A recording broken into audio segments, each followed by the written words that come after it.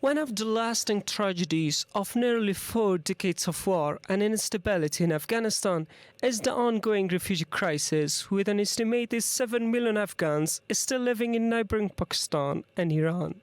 The treatment of these refugees has long been a sensitive issue, often straining Kabul's relations with both countries. Under the nearly 4-year rule of the Islamic Emirate, the situation worsened with the start of mass deportations. Throughout this period, the United Nations has supported the Islamic Emirates' stance, urging Pakistan and Iran to treat Afghan refugees with dignity. Most recently, the UN's top representative for Afghan refugees reiterated this call in an exclusive interview with RTA News. Our message to the countries and to the people in Pakistan and Iran is that for 40 years you have received Afghans with generosity. You have opened your houses, you have opened your schools, you have opened your hospitals to them, and you have treated them well.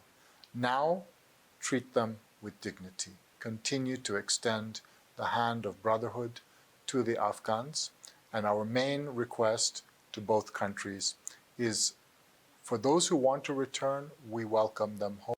In a report last Thursday, the United Nations warned that Afghanistan is facing a humanitarian crisis due to the return of over 1 million Afghans from neighboring countries and urged immediate global action. UNHCR Arafat Jamal echoed the concern, calling on the international community to continue humanitarian support for the returnees.